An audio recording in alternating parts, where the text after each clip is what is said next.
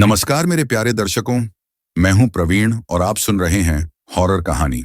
दोस्तों, आज की कहानी शुरू करने से पहले एक छोटी सी बात। इस बार आप वीडियो के अंत तक जरूर बने रहिए, क्योंकि आखिर में मैं उन सभी प्यारे दोस्तों का नाम लेने वाला हूं जिन्होंने पिछले वीडियो पर अपना कमेंट किया है। और कौन जाने, शायद आपका नाम भी शामिल हो। और हाँ, अगर आप भी चाहते हैं कि आपका नाम हमारे अगले वीडियो में लिया जाए तो इस वीडियो पर एक प्यारा सा कमेंट जरूर कीजिए। साथ में अपना नाम और शहर भी लिखिए, ताकि हम आपको भी इस मंच पर खास अंदाज में थैंक यू कह सकें। चलिए अब बिना देर किए कहानी को शुरू करते हैं। पूजा को कुछ समझ नहीं आ रहा था कि क्या सच है और क्या झूठ। वह तो उसे औरत को अच्छे से जानते भी नहीं थी, फिर वह उसके ऊपर भरोसा कैसे करती। लेकिन उसे जो आत्मा दिखाई देती है वह तो झूठ नहीं था। अम्मा, अगर आप सच कह रहे हो तो मुझे ये बताओ कि आखिर इन सब के पीछे वजह क्या है। कौन ऐसा है जो इतने मासूम बच्चों की बलि देगा। उसे औरत ने अपनी गर्दन नामे हिलाते हुए कहा। मुझे कुछ नहीं पता, मुझे बस इतना पता है कि यहाँ पर हर 5 साल में एक बच्चे की बलि दी जाती है और उसे बच्चों को उसके जन्म के समय से ही चुन लिया जाता है। लेकिन पिछले 10 सालों में किसी की भी बलि नहीं दी गई। पूजा को कुछ समझ नहीं आता कि अगर यह प्रथा कई समय से चालू है तो फिर पिछले 10 सालों में ऐसा क्यों नहीं हुआ। क्या आपको यह पता है कि यह बलि के प्रथम किस दिन मनाई जाती है? मार्गशीर्ष महीने में जो सोमवती अमावस्या आती है उस समय। पूजा मॉडर्न जमाने की लड़की थी, उसे इन सब चीजों के बारे में ज्यादा जानकारी नहीं थी। इसलिए वह यह पूछना चाहती थी कि यह सोमवती अमावस्या कब है और यह मार्ग सिर्फ महीना कब है। लेकिन इससे पहले कि पूजा उस औरत से कुछ और बातें करती, उसे अपने पीछे से स्वयं की आवाज सुनाई दी, जो उसको ही पुकार रहा था। पूजा ने सोच लिया कि वह स्वयं से बात करेगी, शुरू से सब कुछ बताएगी। अरे जल्दी चलो, आज हमारा खाना बाहर है, कहते हुए स्वयं पूजा को वहां से खींच कर ले गया। पूजा ने देखा कि वह औरत उन दोनों को देख रही थी, लेकिन वह अपनी जगह से हिल तक नहीं। थोड़ा आगे जाकर ही भालेराव और उनकी पत्नी वहां मौजूद थे, इसलिए पूजा ने इस समय चुप रहना ही मुनासिब समझा। आज रात को हमें भालेराव जी के घर खाना खाने जाने का है। वह कह रहे हैं कि हमें यहाँ से तुरंत उनके घर चले जाना चाहिए। तुम क्या कहती हो? पूजा उसको कुछ जवाब देती उसके पहले ही मुकुंद ने कहा, कम ऑन यार, इतना सोचना क्या है इसमें। ये भालेराव अच्छे इंसान लगते हैं और वह लोग हमें यहाँ से अपने घर ही लेकर जा रहे हैं, तो फिर क्या परेशानी है। प्रिया ने भी मुकुंद का साथ दिया। आखिरकार सब लोग उनके साथ ही नीचे उतरने लगे। अभी तक दोपहर हो गई थी और वह लोग धीरे धीरे नीचे उतर रहे थे। पूजा सबसे आखिर में थी, क्योंकि उसका ध्यान उसे औरत की बातों पर था। उसे यह तो समझ आ गया था कि स्वयं आपकी जान को खतरा है, लेकिन उसे अभी तक यह नहीं पता था कि उन सब के पीछे कौन है। तभी पूजा का ध्यान एक तरफ गया, जहां से वही औरत उन लोगों को चुप कर देख रही थी, जिसे पूजा ने पहले भी देखा था। एक बड़ी सी चट्टान के पीछे से वह औरत उन लोगों को देख रही थी और छुपने की कोशिश कर रही थी। पूजा ने देखा कि सब लोग आपस में बातें करते हुए आगे निकल चुके थे, इसलिए वह धीरे से उसे औरत के पास आई और उसे औरत ने खुद को छुपाने की कोशिश नहीं कि, जैसे कि वह चाहती ही थी कि पूजा उसके पास आए। आप कौन हैं? और मेरे पास ज्यादा समय नहीं है, बस इतना समझ लो कि यह लोग अच्छे नहीं हैं। यह लोग उसे लड़के के पीछे पड़े हैं, वह लोग उसे मार देंगे। पूजा को उसकी बात पर यकीन ही नहीं हुआ कि भालेराव कितने भले इंसान लगते हैं। क्या वह इन सब के पीछे है? वह लोग पिछले 2-3 सालों से तुम लोगों के पीछे हैं। तुम लोग यहाँ पर आए नहीं हो, लाए गए हो। पूजा उसको कुछ और पूछती, उसके पहले ही फिर से स्वयं ने उसकी आवाज दी और उसने एक नजर पलटकर स्वयं की तरफ देखा और इशारे से 2 मिनट रुकने को कहा। पूजा को अभी उस औरत से कई सारे सवाल पूछने थे, लेकिन जैसे ही उसने पीछा पलटकर देखा, वहां कोई मौजूद नहीं था। उसने ध्यान से हर जगह पर देखा, लेकिन वह औरत वहां से गायब हो गई थी। स्वयं के बार बार आवाज देने से पूजा वहां से चली गई, लेकिन जाते समय भी उसने पीछे पलटकर बार बार वहां पर देखा, लेकिन अब वहां कोई नहीं था। जब वह लोग नीचे पहुंचे तो वहां पर भालेराव, उसकी पत्नी और उनके साथ स्वयं और दामिनी एक कार में बैठ गए थे। वहीं पूजा के कार में मुकुंद ड्राइव कर रहा था और प्रिया और पूजा उसके साथ में थे। स्वयं पूजा को छोड़कर भालेराव के साथ जाना नहीं चाहता था, लेकिन दामिनी के जिद के सामने वह हार गया था। लेकिन जाते समय उसने मुकुंद को यह समझा दिया था कि वह पूजा को ड्राइव करने ना दे। पहाड़ी रास्ते से होते हुए गाड़ी गांव के दूसरी तरफ जा रही थी। मुकुंद वहां के पथरीले रास्ते पर भी आराम से ड्राइव कर रहा था। लगभग 20 मिनट में वह लोग भालेराव के घर में पहुंच गए थे, जो काफी बड़ा और भव्य था। उनका घर किसी महल से काम नहीं था और उसे देखकर तो ऐसा लगता था कि वह महल सच में किसी राजा महाराजा का था। स्वागत करने के लिए वहां पर कई लोग मौजूद थे, जिससे कि वह लोग काफी समय के बाद अपने घर के अंदर आए हों। उनका स्वागत भव्य तरीके से किया गया और उनको पीने के लिए खुशबूदार शरबत दिया गया। पूजा जानती थी कि वहां पर कुछ गड़बड़ है, इसलिए उसने शरबत पीने का सिर्फ नाटक किया, लेकिन उसे पिया नहीं। वह स्वयं को भी रोकना चाहती थी, लेकिन दामिनी स्वयं को इस तरह से पूजा से दूर कर रही थी जैसे कि वह चाहती ही न हो कि स्वयं और पूजा आपस में कुछ भी बात करें। उन लोगों ने दोपहर का खाना खाया, जिसमें 56 भोग थे। खाने में हर चीज मौजूद थी। पूजा अपर मिडिल क्लास से बिलोंग करती थी, लेकिन इतना खाना उसने कभी नहीं देखा था। यहां तक कि शादी में भी इतना खाना नहीं होता था जितना आज उनके सामने टेबल पर रखा जा रहा था। पूजा ने इस बात को नोटिस किया कि वहां पर जितने भी नौकर थे, वह सब लोग दामिनी को अलग नजरों से देख रहे थे, जैसे कि वह दामिनी को पहले से ही जानते हैं। खाना खाने के बाद वह लोग सबको अपना महल जैसा घर दिखाने लगे। भालेराव उनका पूरा घर दिखा रहे थे, जहां पर एक दीवार पर कई सारे लोगों की तस्वीरें थीं। वह एक एक करके सबका परिचय दे रहे थे, जहां पर पूजा की नजर सबसे आखिरी तस्वीर पर पड़ी और यह देखकर वह हैरान रह गई कि यह उसी औरत की तस्वीर थी जो उसे बार बार दिख रही थी। यह कौन है? पूजा अब खुद को यह सवाल पूछने से नहीं रोक पाई। यह मेरी दूसरी पत्नी सरिता थी मतलब। भालेराव ने दुखी आवाज में पूजा को जवाब दिया। आज से 15 साल पहले उनकी मृत्यु हो गई थी। पूजा यह सुनकर इतनी हैरान हो गई कि उसका सर चकराने लगा। अब तक वह जिस औरत के साथ बात कर रही थी और जिसे देख रही थी, उसकी मौत आज से 15 साल पहले ही हो गई थी। पूजा को समझ नहीं आ रहा था कि यह सारी चीज उसे ही क्यों दिख रही थी, जबकि स्वयं की जान खतरे में थी। यहां आप जितने लोगों की तस्वीर देख रहे हैं, उन सब की मौत किसी न किसी हादसे में हो गई थी। पिछले 15 साल से यही सब कुछ हो रहा है। उसके बाद भी भालेराव ने उनको अपना पूरा महल दिखाया, लेकिन अब पूजा का ध्यान उन सब बातों में था ही नहीं। धीरे धीरे रात का अंधेरा फैलने लगा और वहां पर अजीब सी खामोशी ने अपना डेरा जमा लिया। पूजा बस अब वहां से जल्दी वापस जाना चाहती थी। रात के समय यहाँ के रास्ते से बाहर जाना सही नहीं है, आप लोग यहीं पर रुक जाओ। नहीं, हम यहाँ नहीं रुक सकते, पूजा ने स्वयं की तरफ देखकर कहा और आंखों के इशारे से स्वयं को यह बताया कि वह यहाँ से जाना चाहती है।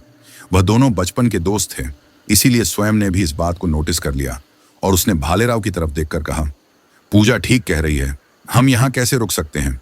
वहां पर हमारा रूम। कोई बात नहीं भालेराव जी, हम लोग यहाँ पर रुक जाएंगे। स्वयं अपनी बात पूरी करता उसके पहले ही दामिनी ने वहां रुकने के लिए कह दिया था। पूजा जानती थी कि स्वयं दामिनी को मना नहीं कर पाएगा और उनको पुष्कर में रात रुकना पड़ा। जैसे जैसे रात का अंधेरा हो रहा था, वहां का वातावरण अलग ही लगने लगा था। रात उतनी खामोश नहीं थी जितनी यह महल की दीवारें लग रही थीं। चारों तरफ सन्नाटा फैला हुआ था। वह घर इतना बड़ा था कि सबको अपने अपने कमरे मिले हुए थे। पूजा अपने कमरे में मौजूद थी और वह जेजुरी के खंडोबा मंदिर के बारे में इंटरनेट पर सर्च कर रही थी। उसे याद था कि उस औरत ने कहा था कि मार्गशीर्ष महीने की सोमवती अमावस्या के दिन नरबली दी जाती है। पूजा ने जब इंटरनेट पर सर्च किया, तब उसे वहां के बारे में सब पता चला। एक समय मणि और मल्ल नाम के 2 राक्षसों ने ब्रह्मादेव की तपस्या करके उनसे कभी न हारने का वरदान मांग लिया था। ब्रह्मादेव ने वरदान दे भी दिया था, क्योंकि उन दोनों भाइयों ने बहुत तपस्या की थी।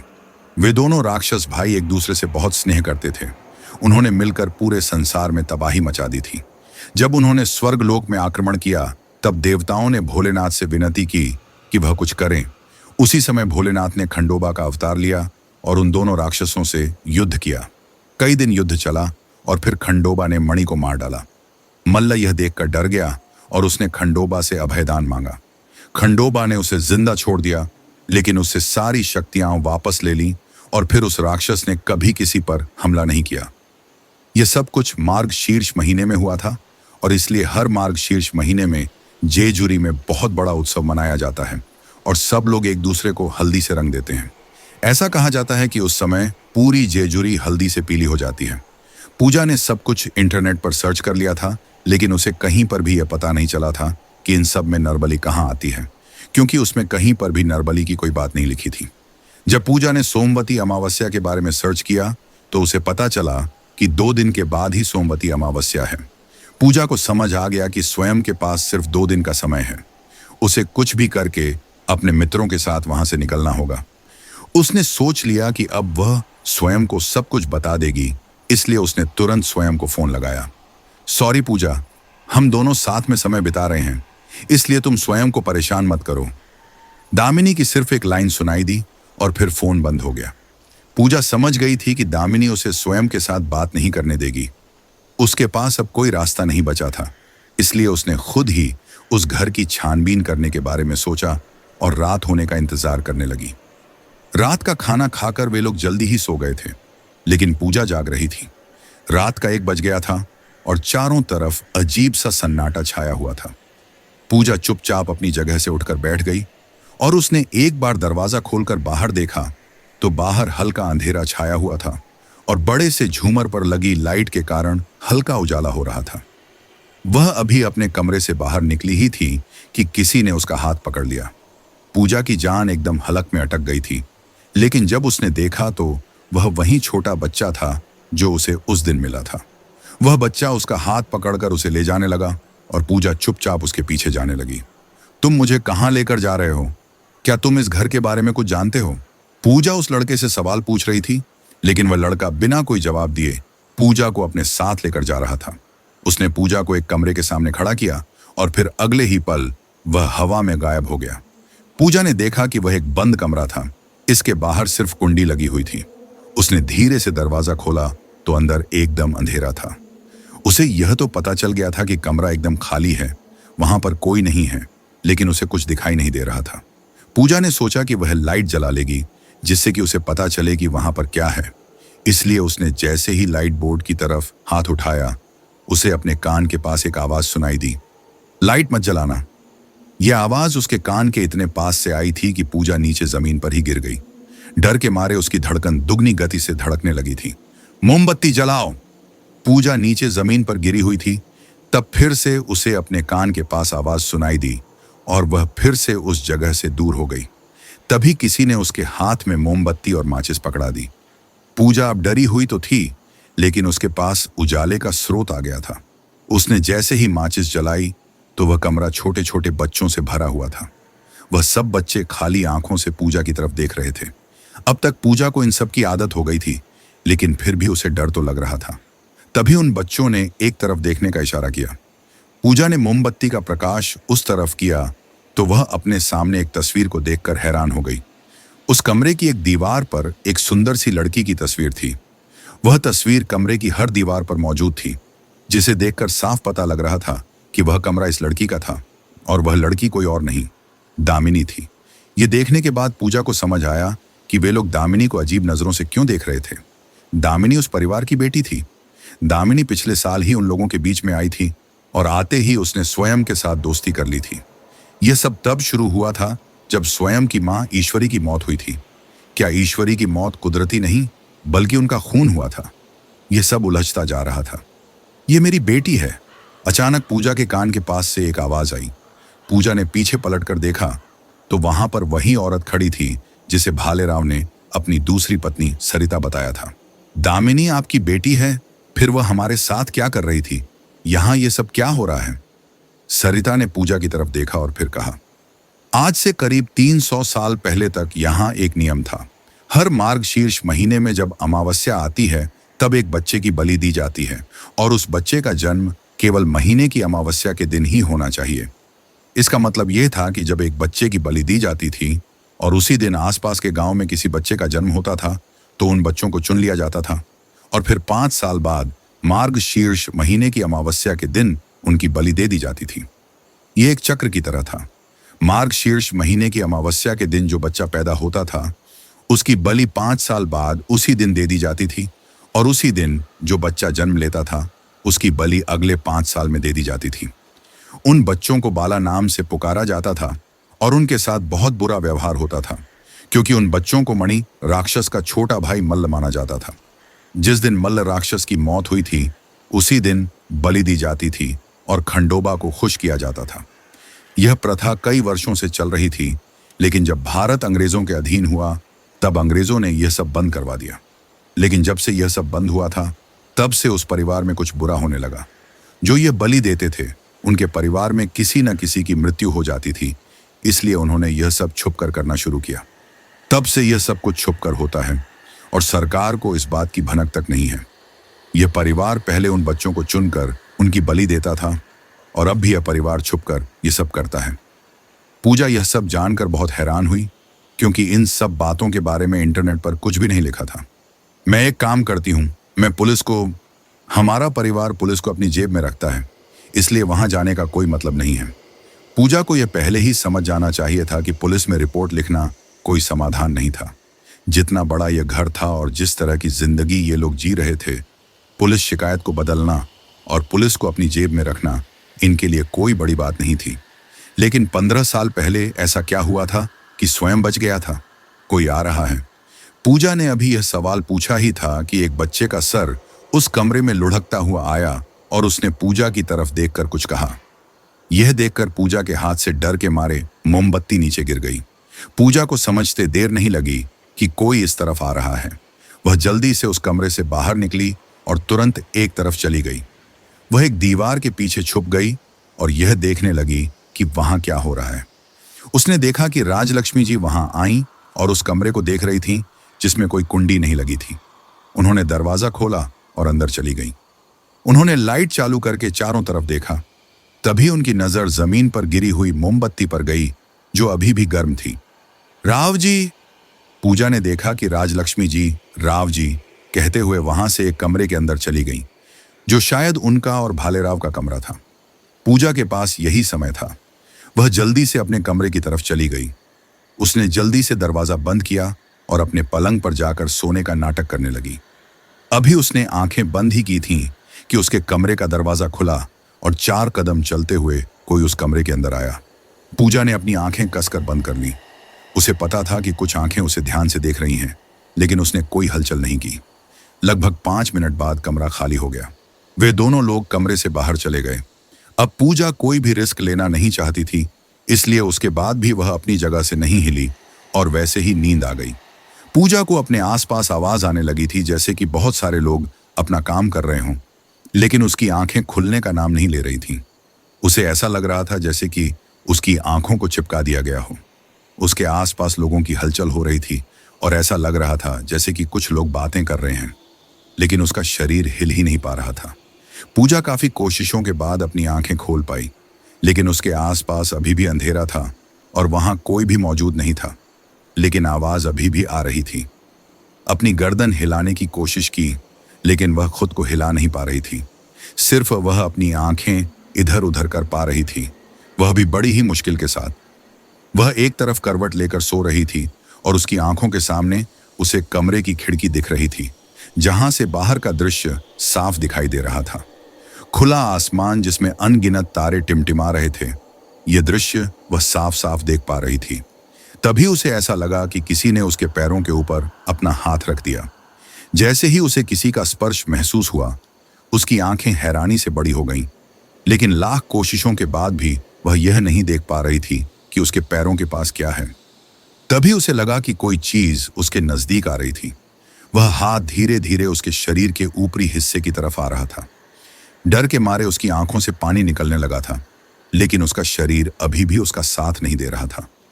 तभी उसे ऐसा लगा जैसे कि कोई उसके पीछे आकर लेट गया है। उसे अपनी गर्दन के पास किसी की गर्माहट महसूस हो रही थी। तभी उसे किसी की उंगलियां दिखाई दी, जो काफी काली थीं और जगह जगह से कटी हुई थीं। वहां से खून टपककर पूजा के कंधे पर गिर रहा था और उसे अपने पीछे से एक तेज बदबू महसूस हो रही थी। पूजा अब जोर से चीखना चाहती थी, लेकिन उसकी आवाज गले में ही दब गई थी और न ही वह खुद को 1 इंच के लिए भी हिला पा रही थी। उसे लग रहा था कि उसकी जान डर के मारे निकल जाएगी, लेकिन तभी अचानक उसे लगा कि उसका शरीर हिल पा रहा है।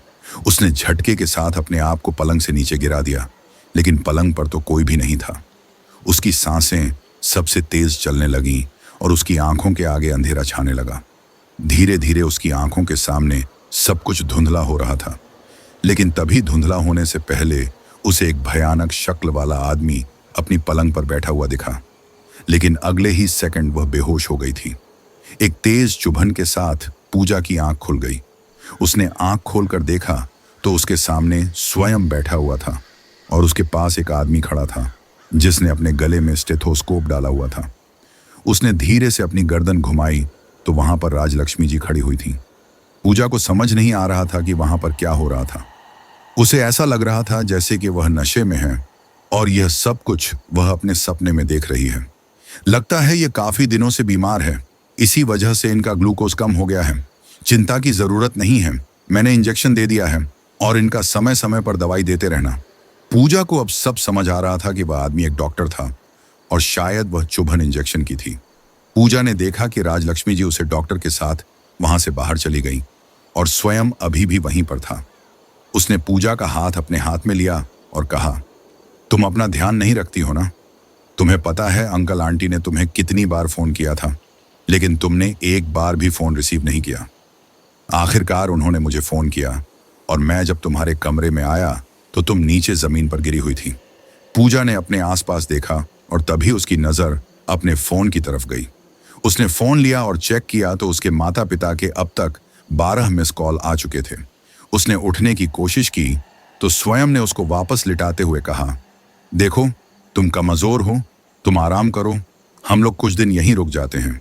भालेराव जी ने कहा है कि आज खंडोबा के मंदिर में बहुत बड़ा उत्सव है और हमें वह देखना चाहिए। तभी पूजा को पिछली रात की सारी बातें याद आईं और वह तुरंत उठकर बैठ गई। स्वयं उसे समझा रहा था कि उसे आराम करना चाहिए, लेकिन इस वक्त पूजा आराम नहीं कर सकती थी क्योंकि कल ही सोमवती अमावस्या है और सोमवती अमावस्या बहुत अच्छा दिन होता है एक नरबली के लिए। स्वयं तुम कुछ नहीं जानते, दामिनी भालेराव की बेटी है। दामिनी ने ही सब कुछ किया है और वही तुम्हें यहां लेकर आई है। स्वयं को कुछ समझ नहीं आ रहा था। वह पूजा को अनजानी नजरों से घूर घूर कर देख रहा था। पूजा ने अपनी बात चालू रखी, कल सोमवती अमावस्या है और उसकी एक बच्चे की बलि दी जाती है और वे लोग कल तुम्हारी बलि देने वाले हैं। हमें यहां से निकलना होगा। स्वयं ने पूजा को वापस पलंग पर लिटाया और कहा, पूजा तुम्हारी तबीयत खराब है और इसी वजह से तुम कुछ भी कह रही हो। अगर बच्चों की नरबली दी जाती है तो मैं कोई बच्चा नहीं हूं, मैं 20 साल का हूं और दामिनी इन लोगों की बेटी नहीं है। अगर ऐसा होता तो दामिनी हमें पहले ही बता देती और उसने तो खुद कहा था ना कि वह यहां कभी नहीं आई। पूजा ने स्वयं को बहुत समझाया लेकिन स्वयं मानने के लिए तैयार ही नहीं था। आखिरकार स्वयं ने तंग आकर कहा, अच्छा चलो मान लिया कि दामिनी इन लोगों की बेटी है, तो फिर तुम्हारे पास इस बात का कोई प्रूफ है? पूजा तुरंत अपनी जगह से खड़ी हो गई और उसने स्वयं का हाथ पकड़कर उसे वहां से बाहर ले जाते हुए कहने लगी, यहां पर एक कमरा है जहां पर दामिनी की तस्वीर लगी हुई है, वह कमरा उसी का है। पूजा स्वयं का हाथ पकड़कर सबके सामने से उसे कमरे में ले जा रही थी। इसे देखकर वहां मौजूद हर कोई उन दोनों को अजीब नजरों से देख रहा था। अब तक भालेराव और राजलक्ष्मी जी भी वहां आ गए थे और साथ में उनके दोस्त प्रिया और मुकुंद भी आ गए थे और पीछे पीछे दामिनी भी वहां तक पहुंच गई थी। यह देखो, यही वह कमरा है जहां पर मैंने दामिनी की तस्वीरें देखी थीं। पूजा ने तुरंत वह दरवाजा खोल दिया। कमरा बिल्कुल साफ सुथरा था, बिल्कुल वैसा ही जैसा कि पिछली रात को था, लेकिन आज दीवारों पर दामिनी की कोई फोटो नहीं थी। वहां पर सिर्फ चित्र लगे हुए थे जो अलग अलग जगहों के थे। पूजा को अच्छे से याद था कि पिछली रात को यहाँ पर कई सारी तस्वीरें थीं जो सिर्फ दामिनी की थीं, लेकिन आज वहां दूसरी ही पेंटिंग लगी हुई थी। अच्छा, तो तुम्हें ये सब पेंटिंग दामिनी की दिख रही है? पूजा को कुछ समझ नहीं आ रहा था क्योंकि पिछली रात को यहाँ पर दामिनी की तस्वीर उसने खुद अपनी आंखों से देखी थी, लेकिन अभी वहां कुछ नहीं था।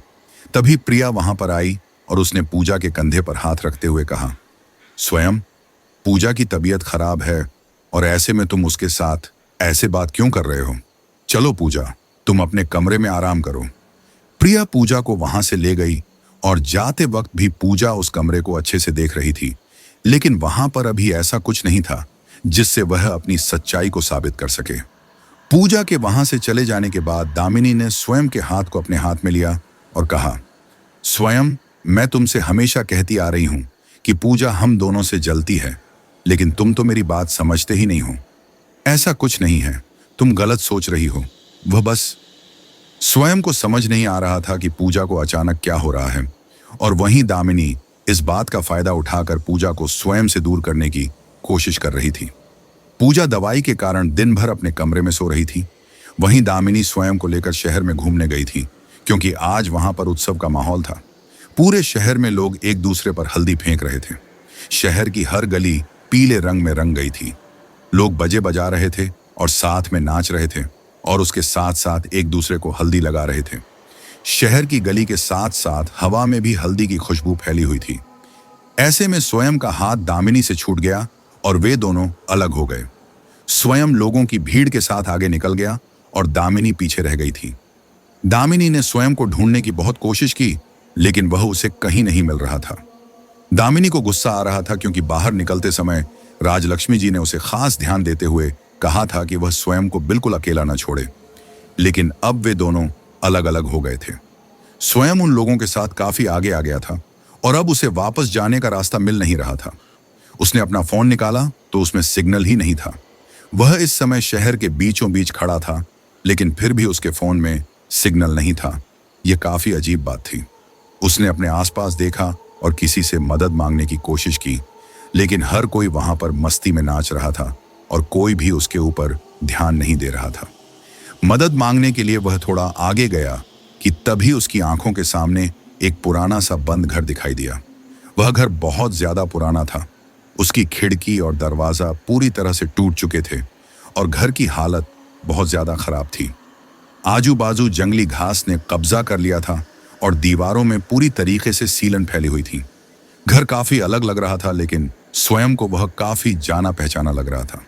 वह चुपचाप उस घर की तरफ चला गया और उसने गेट खोलकर अंदर अपना पहला कदम रखा तो उसे लगा कि यह घर उसे बुला रहा है और वह यहां पहले भी आ चुका है। आई, दादा परेशान कर रहे हैं। शिवम, इधर आओ बच्चा।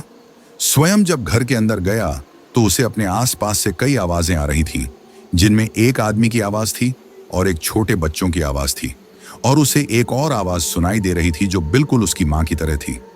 इन सबको नजरअंदाज करते हुए स्वयं घर के अंदर चला गया, क्योंकि उसका दरवाजा पहले ही टूटा हुआ था। घर के अंदर सारी चीजें टूटी हुई थीं और चारों तरफ मिट्टी फैली हुई थी।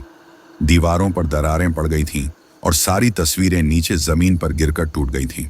स्वयं ने नीचे गिरी हुई तस्वीरों को अपने हाथ में उठाया और उनके ऊपर लगी हुई कांच अलग करके देखा तो उसे तस्वीर में अपने माता पिता दिखाई दिए, जिनकी गोद में दो बच्चे थे। एक तो स्वयं था और दूसरा बिल्कुल उसके जैसा दिखाई दे रहा था। ये सब क्या है और ये किसका घर है?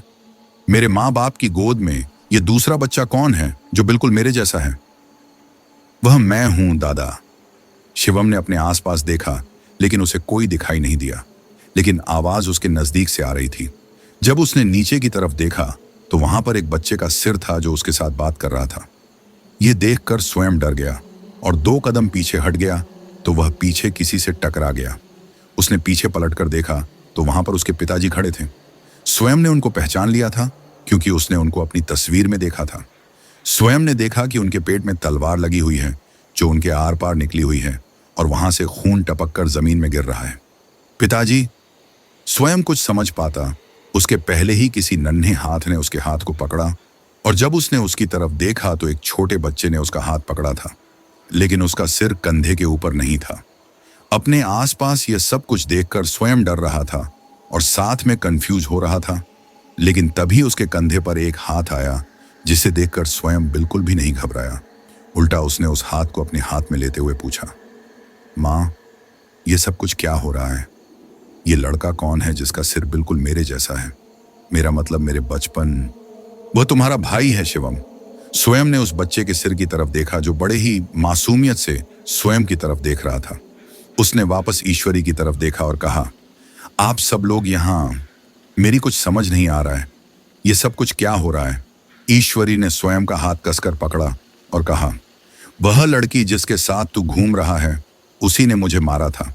हमेशा की तरह उस दिन भी मैं फैक्ट्री में काम करने गई थी, जहां पर अब मैं एक सुपरवाइजर की तरह काम करती थी। रोज की तरह काम करके मैं वापस घर की तरफ आ रही थी, जहां पर मुझे वह लड़की मिली जिसका नाम दामिनी था। उसके साथ कुछ और भी लोग थे जिन्होंने मुझे पकड़ लिया था और मुझ पर जोर डालते हुए कहा कि मैं तुम्हें वापस जेजुरी लेकर आऊं, वह भी सोमवती अमावस्या के समय। लेकिन मैंने साफ मना कर दिया। मैं बड़ी मुश्किल से तुम्हें लेकर यहां से गई थी, अब वापस तुम्हें यहां लाना नहीं चाहती थी। जब मैंने तुम्हें यहां लाने से इनकार कर दिया तो उन लोगों ने मुझे बीच रास्ते में फेंक दिया, जहां पर उनके ही लोगों ने मुझे कुचलकर मार डाला। स्वयं को अपने कानों पर विश्वास नहीं हो रहा था कि इन सब के पीछे दामिनी थी।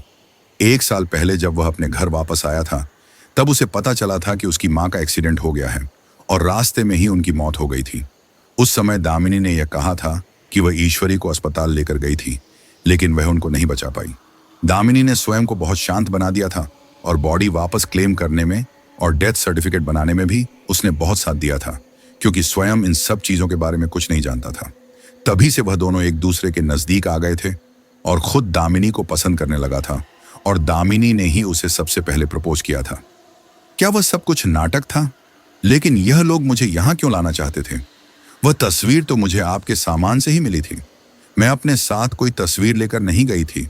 वह तस्वीर दामिनी ने ही वहां पर रखी थी। ईश्वरी की बात सुनकर स्वयं को याद आया कि जब वह सारा सामान समेट रहा था, क्योंकि उस सामान को देखकर ईश्वर की याद आती थी और उसमें दामिनी उसकी मदद कर रही थी। उसी समय दामिनी को ही वह फोटोग्राफ मिली थी और उसी ने यह भी बताया था कि यह मंदिर जेजुरी का खंडोबा मंदिर है। वह तस्वीर इसी घर में मौजूद थी और वह लोग यहीं से लेकर गए थे।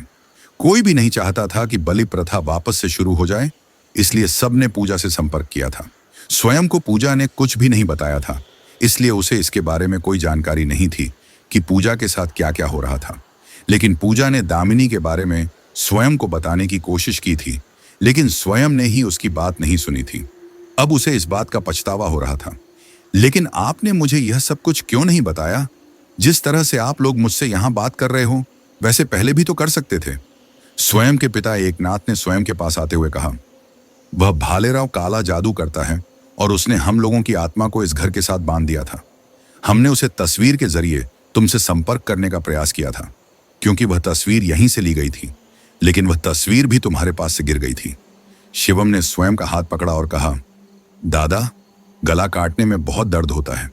मैं नहीं चाहता कि आपको भी ऐसा दर्द हो। यह सब कुछ देखकर स्वयं की आंखों में आंसू आ गए और उसकी आंखों में अब भालेराव और उसके पूरे परिवार के लिए गुस्सा आ गया था। उसने ईश्वर की तरफ देखा और कहा, मैं उस भालेराव को नहीं छोड़ूंगा, आज उसे खत्म करके रहूंगा। स्वयं गुस्से से वहां से जाने लगा, लेकिन ईश्वरी ने उसको रोकते हुए समझाया, बेटा, समझने की कोशिश कर। कल सोमवती अमावस्या है। मैं नहीं चाहती कि तू वहां वापस जाए। तू यहां से भाग जा। ईश्वरी उसकी मां थी। उसे सिर्फ स्वयं की चिंता थी, लेकिन स्वयं वहां से कैसे जा सकता था, क्योंकि उसके दोस्त अभी भी भालेराव के घर पर थे। ईश्वरी ने स्वयं को समझाने की बहुत कोशिश की, लेकिन स्वयं उसकी बात नहीं माना और वह घर से बाहर जाने लगा। जैसे ही उसने घर के बाहर कदम रखा, उसे सामने दामिनी खड़ी दिखाई दी, जिसके पीछे 2-3 लोग मौजूद थे। उसके साथ वही आदमी था जिसके बाल सफेद थे। डार्लिंग, तुम मुझे छोड़कर यहां से जा रहे हो? दामिनी ने मासूमियत के साथ पूछा, जिसे देखकर पहले स्वयं पिघल जाता था, लेकिन आज उसे गुस्सा आने लगा। मैं तुझे छोड़कर कहीं नहीं जा रहा, लेकिन तुझे यह दुनिया छोड़ने के लिए मजबूर कर दूंगा। स्वयं को आज दामिनी को देखकर इतना गुस्सा आ रहा था कि वह गुस्से में उसको मार डालता। वह गुस्से में उसकी तरफ जा ही रहा था कि वहां मौजूद बाकी लोगों ने उसे पकड़ लिया और वह कुछ समझ पाता, उसके पहले ही उस सफेद बालों वाले आदमी ने उसके गले में एक इंजेक्शन दे दिया। ये सब कुछ ईश्वरी और उसका परिवार देख रहा था, लेकिन वह लोग घर के बाहर कदम नहीं रख सकते थे। स्वयं की आंखों के सामने धीरे धीरे अंधेरा छाने लगा और वह वहीं पर बेहोश हो गया। दामिनी ने उस घर की तरफ देखा जहां दरवाजे के पास ईश्वरी, एकनाथ और शिवम सब खड़े थे और सब लोग काफी दुखी थे। दामिनी ने उनकी तरफ देखकर मुस्कुराई और बाकी लोगों ने स्वयं को उठाकर उस गाड़ी के अंदर डाल दिया जो पहले से ही दरवाजे के पास खड़ी थी। दूसरी तरफ पूजा की जब आंख खुली तब हल्की शाम हो गई थी। पूरा आसमान गुलाबी हो गया था। पूजा ने देखा तो प्रिया उसके ही पास बैठी हुई थी। पूजा ने प्रिया की तरफ देखा और पूछा, प्रिया, स्वयं कहाँ है? और कहाँ होगा? उसकी दामिनी के साथ घूमने गया है। प्रिया ने मुंह बनाते हुए कहा। प्रिया को दामिनी बिल्कुल पसंद नहीं थी और जिस तरह की वह बातें करती थी, उसे लगता था कि वह सब बनावटी है और कहीं ना कहीं यह सब कुछ सच भी था। पूजा को स्वयं की चिंता हो रही थी, क्योंकि कल सोमवती अमावस्या थी और स्वयं दामिनी के साथ बाहर घूमने के लिए गया था। प्रिया, हमें स्वयं को ढूंढना होगा, पूजा ने प्रिया का हाथ पकड़ते हुए कहा। पूजा ने प्रिया को वह सब कुछ बता दिया जो उसे पता था, और यह सुनकर प्रिया बिल्कुल हैरान रह गई। प्रिया को दामिनी पर पहले से ही शक था, लेकिन दामिनी की असली कहानी ऐसी होगी, यह उसने कभी नहीं सोचा था। हमें मुकुंद को यह सब बताना होगा और स्वयं को लेकर यहां से निकल जाना होगा। इतना कहकर प्रिया और पूजा दोनों मुकुंद को ढूंढने निकल पड़ी। वे लोग मुकुंद को वहां अकेला नहीं छोड़ सकती थीं, और चूंकि वे दोनों लड़कियां खुद कुछ नहीं कर सकती थीं, इसलिए मुकुंद का साथ होना बेहद जरूरी था। धीरे धीरे अंधेरा हो रहा था, लेकिन शहर में जगह जगह दिवाली की तरह चमकदार लाइट लगाई गई थी और लोगों का शोर अभी भी सुनाई दे रहा था। इतना बड़ा घर होने के बावजूद वहां अभी कोई भी नहीं दिख रहा था, और सिर्फ पूजा और प्रिया एक दूसरे का हाथ पकड़कर मुकुंद को ढूंढ रहे थे। तभी प्रिया की नजर घर के बाहर गई, जहां मुकुंद खड़ा था, और उसे देखकर ऐसा लग रहा था कि वह कहीं जा रहा है। वे दोनों जल्दी से मुकुंद के पास गए और प्रिया ने मुकुंद को गले लगाते हुए कहा, मुझे कितनी टेंशन हो रही थी। तुम कहाँ चले गए थे मुकुंद? तुम नहीं जानते यहाँ क्या हो रहा है। हमें यहाँ से निकलना होगा और जल्दी से जल्दी स्वयं को बचाना होगा। मुकुंद ने पूजा और प्रिया की तरफ बारी बारी देखा और पूछा, स्वयं को बचाना होगा? लेकिन क्यों? मेरा मतलब, उसे क्या हुआ है? मुकुंद, ये सब लोग अच्छे नहीं हैं। ये लोग इंसानों की बलि देते हैं, और ये लोग स्वयं को भी मारना चाहते हैं। पूजा को तो लग रहा है कि राहुल के साथ भी कुछ गलत हुआ है। हमें जल्दी यहां से निकलना होगा। प्रिया इन सब बातों से इतनी परेशान थी कि उसने मुकुंद को अभी भी अपने से दूर नहीं किया था। पूजा मुकुंद के चेहरे की तरफ देख रही थी, और वह देख पा रही थी कि मुकुंद के चेहरे के भाव बदल रहे हैं। प्रिया, तुम गलत कह रही हो। हम लोग इंसानों की नहीं, बच्चों की बलि देते हैं। इससे पहले कि पूजा और प्रिया मुकुंद की बात को समझ पाती, पूजा को प्रिया की दबी हुई चीख सुनाई दी।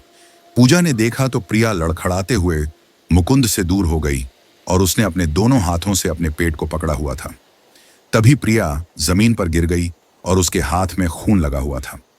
पूजा ने हैरानी से मुकुंद की तरफ देखा तो उसके हाथ में चाकू था, जो खून से पूरी तरह लाल हो गया था। मुकुंद के चेहरे पर भयानक हंसी दिखाई दे रही थी, और उसने प्रिया की तरफ देखा और कहा, सॉरी प्रिया डार्लिंग, लेकिन तुम जरूरत से ज्यादा जान गई हो। पूजा हैरानी से मुकुंद की तरफ देख रही थी। उसे पता था कि दामिनी इस परिवार की बेटी है, लेकिन मुकुंद यह सब क्यों कर रहा है? क्या उसे पैसों का लालच दिया गया था? पूजा, अब मैं तुम्हारा क्या करूं? मुझे लगता है कि मुझे तुम्हारे साथ कुछ करने की जरूरत नहीं है, क्योंकि वही तुम्हें मार डालेगा। पूजा ने देखा कि मुकुंद एक तरफ कोने में देखकर यह बात कह रहा है। जब पूजा ने मुकुंद की आंखों का पीछा करके उस जगह पर देखा, तो वहां वही चीज थी जो उसने उस वक्त देखी थी जब वह बेहोश हो रही थी। इस वक्त वह उसे अपनी आंखों के सामने साफ साफ देख पा रही थी। वह 7 फीट लंबी एक आकृति थी। यह समझना मुश्किल था कि वह औरत की थी या आदमी की, क्योंकि उसके शरीर में चमड़ी थी ही नहीं। उसके शरीर पर सिर्फ मांस के लोथड़े थे, जहां से खून टपक रहा था, और उसकी आंखें नहीं थीं। उनकी जगह सिर्फ काले गड्ढे थे। होंठ न होने की वजह से उसकी लंबी 32 दांत साफ दिखाई दे रही थी। यह कौन है? यह एक प्रेत है, जिसे मेरे प्यारे ससुर जी ने तुम्हारे पीछे छोड़ा है, क्योंकि तुम जरूरत से ज्यादा जान रही थी। मुझे कुछ समझ नहीं आ रहा था कि मुकुंद किसकी बात कर रहा है, और मैंने सवालिया नजरों से मुकुंद की तरफ देखा तो उसने हंसते हुए कहा, माफ करना, मैं तो तुम्हें बताना भूल ही गया। मैं दामिनी का होने वाला पति हूं। हम दोनों का काम सिर्फ स्वयं को यहां पर लाने का था, लेकिन अब स्वयं तुम लोगों के बगैर यहां आना नहीं चाहता था, इसलिए हमें तुम सबको यहां लाना पड़ा। राहुल भी जरूरत से ज्यादा जान रहा था, इसलिए हमें उसे भी मारना पड़ा। पूजा इस समय बहुत बड़ी मुसीबत में थी, क्योंकि यह जगह शहर से काफी दूर थी। इस वक्त उसके साथ मुकुंद था, जो उसे खत्म करने के लिए तैयार था, और दूसरी तरफ वह प्रेत खड़ा था, जो किसी भी समय पूजा को कच्चा खाने वाला था। मुकुंद ने अपनी घड़ी की तरफ देखा और कहा, चलो, मैं बलि प्रथा की जगह पर जा रहा हूं, क्योंकि आज वहां विशेष पूजा है। कल हमारे 15 सालों की मेहनत रंग लाने वाली है। इतना कहकर मुकुंद वहां से उस तरफ चला गया, जहां पर गाड़ी पार्क की जाती थी। जाते समय उसने प्रेत को इशारे से कुछ कहा, और जैसे ही उसने यह किया, प्रेत उछलते हुए पूजा के पास आने लगा। उस खतरनाक प्रेत को अपनी तरफ आता हुआ देखकर पूजा वहां से घर के अंदर भाग गई, क्योंकि वहां छिपने के लिए बहुत जगह थी। बाकी सब जगह तो पूरी तरह से खाली थी। उसने गाड़ी की आवाज सुनी, जो घर से दूर जा रही थी, और अब वह उस बड़े से घर में अकेली एक खतरनाक प्रेत के साथ फंस गई थी। उसने अपने आप को एक कमरे के अंदर बंद कर लिया और वहां की लाइट बंद करके कबर्ड के अंदर जाकर छुप गई।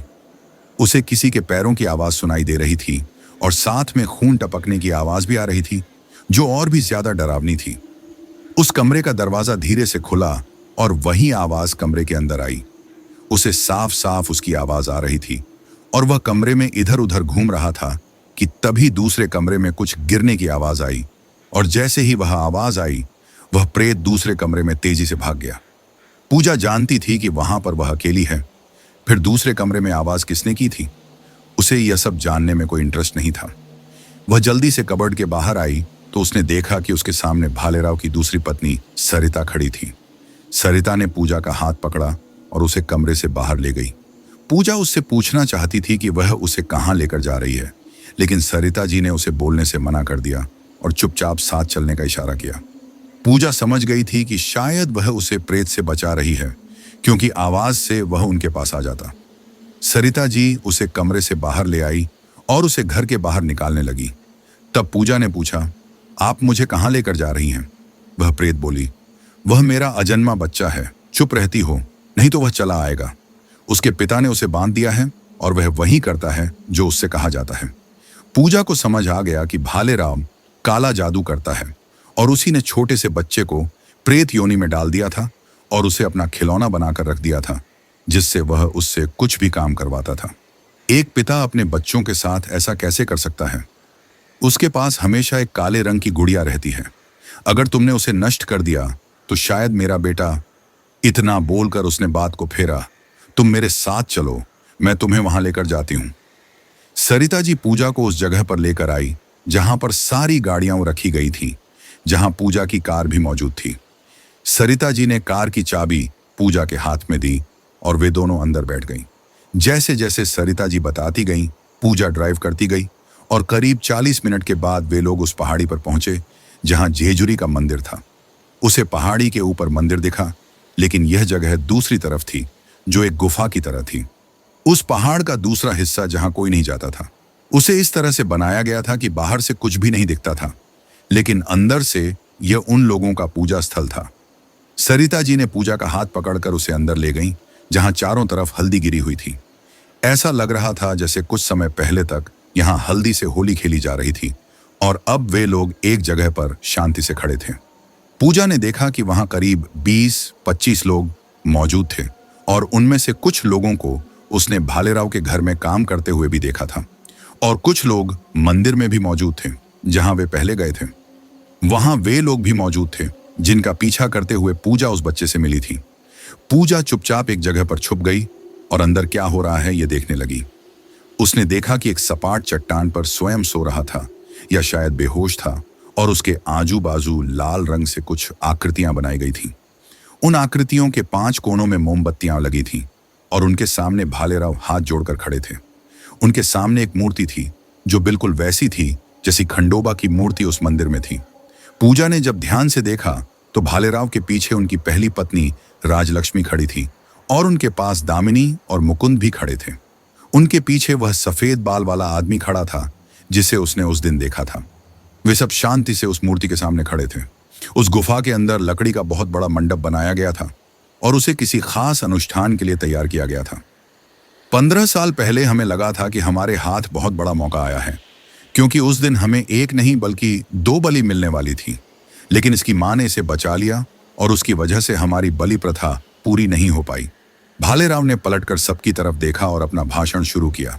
पिछली बार हमारी जो प्रथा अधूरी रह गई थी, उसकी वजह से आसपास किसी बच्चे का जन्म मार्ग शीर्ष महीने की अमावस्या में हुआ ही नहीं और उसकी वजह से हर साल अमावस्या को हमारे लोगों की मृत्यु होती रही। हम लोगों का भारी नुकसान हुआ और इन सब की वजह सिर्फ यही लड़का है जो उस दिन बलि से बच गया था। आज हम इसकी बलि देकर उस अधूरी प्रथा को पूरा करेंगे और फिर से हमारे साथ सब कुछ अच्छा होगा। पूजा को समझ नहीं आ रहा था कि यह लोग आज क्यों बलि दे रहे हैं, जबकि अमावस्या तो दूसरे दिन थी। उसने अपने बाजू में छुपकर खड़ी सरिता जी की तरफ देखा और पूछा, यह लोग आज क्यों बलि दे रहे हैं? अमावस्या तो कल है ना? अमावस्या का प्रारंभ सुबह 8 बजे से होने वाला है। अभी तो ये लोग सिर्फ अनुष्ठान की तैयारी कर रहे हैं।